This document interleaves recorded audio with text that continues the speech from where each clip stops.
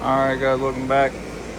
Today we're going to be going over, I have some issues with the rear brakes locking up, so I'm doing this at home. I just ordered both calipers because when I bought this rear disc conversion, the piston and all the boosts were like torn up, and I really just don't want to rebuild it. So I bought these on Rock Auto. They're from Power Stop, and they come powder coated already, red. So, and they were a lot cheaper if I was to buy them through like O'Reilly's or something like that. So they already come powder coated, which is even nicer. Let's see if I can get it out. Got these nice powder coated red calipers, really nice. Comes with the hardware. Even though I already got also the brakes, because it kind of, when I was driving it, I noticed the inside pad was completely gone pretty much. So I just went and ordered the whole rear brake kit also. So I got the rotors and the pads from Power Stop. So yeah, we're gonna try to swap these out, bleed them out, and hopefully have brakes that don't lock up anymore, because it happened to me before. I was able to push the piston in, and I guess now it's just doing it again, because I constantly noticed even this, I get so hot it cracked it. So, and then like all the dust was a lot more aggressive on that one compared to the other side. You kind of see a little bit all over there, but not too bad. So yeah, this side was definitely logging up. I think at one point I was three-wheeling on the driveway, and then I left it there and I tried to spin it, and I could barely even spin it. So we got some other stuff to do too. I gotta swap out the thermostat housing to this aluminum one, or I guess this Amazon one I got. I noticed one of the adapters from DC5 Creations doesn't really sit in there well. I don't know if I just didn't install it right, but the one that adapts it to a 10AN doesn't sit right. So I got this just to make it an actual AN fitting, and it sits in there tight, and I'm not going to worry about it leaking. This one also has the swivel, so pretty good. Also trying to see if I can wire up the fan switch, since my fan's always constantly running. That should also help with the cooling issue. Since it's constantly on, it's not really doing anything. Once it gets hot, it's just gonna stay hot instead of like pulsating the temperatures. Other than that, that's pretty much it today. Hopefully I can get this all done. Then I'll get the hood off. We'll see how long it's gonna take, but I'll try to make some videos here. Probably timestamps, or I'll try to see if I get some type of phone holder or something to show what goes on with the rear brakes. But yeah.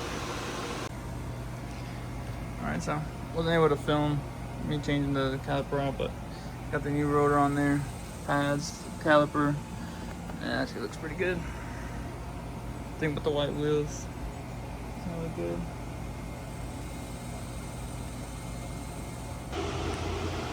Alright, so now I'm working on the passenger side.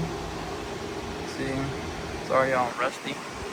This side wasn't giving me too much of an issue. I did notice that this side of the e-brake like holder has more slack than the other side, so maybe I could just adjust that, because it was kind of pulling the piston inwards. Maybe that was also causing it to stick a little. But yeah, trying to get this changed out. I already got the banjo bolt loose. Just got to get the clip off for the emergency brake cable, and then I already got the two bolts, 2 screws for the rotor, and then it'll be the caliper bracket. Let's see. Alright, so now I got everything off. See, pretty bare. Got this. The only reason this isn't actually like leaking out, so what you do is kind of something I learned when I worked. You press the brake pedal all the way down. Or you open the bleeder screw, press the brake pedal all down, and then you put something to hold it. Luckily my friend has this gas pedal holder thing that just hooks onto the steering wheel. So I took this from him at work, and you just press the pedal all the way down, and it kind of like bypasses all the valves and locking, pretty much puts them in a closed position. So then you won't have it leaking all the time while you're trying to put on the new caliper and stuff like that. See, it barely even dropped any. Really, that's probably what was in the caliper. But nice little hack for some people that may not know that and in the future do brakes. That's a pretty good one.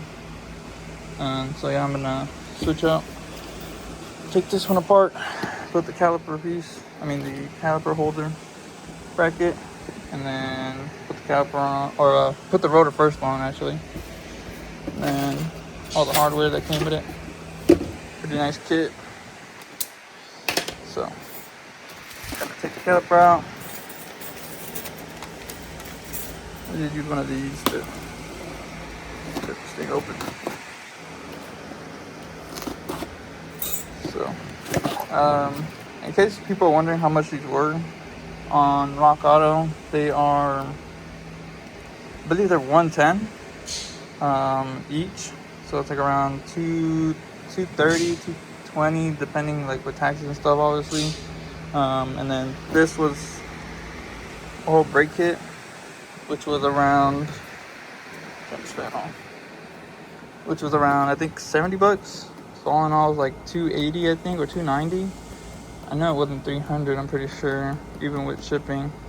But I mean, to get the whole rear end, like brake system, completely together and have it powder coated red, that's a pretty good deal. Because I was looking at O'Reilly's, and I was gonna use my discount at work. I guess the only downfall is just like, I don't actually, if I would have used that, yeah, I wouldn't have not had lifetime warranty, because I would have to pay it under my own account to have that, because they won't let me lifetime warranty something under the work account.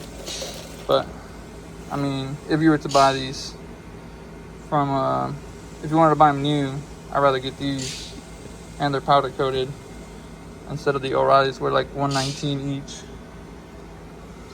But yeah, pretty badass kit. Let me just take the rotor out and put it on and show you what it looks like with this side on as well. Alright, so pretty much just finished off the brakes.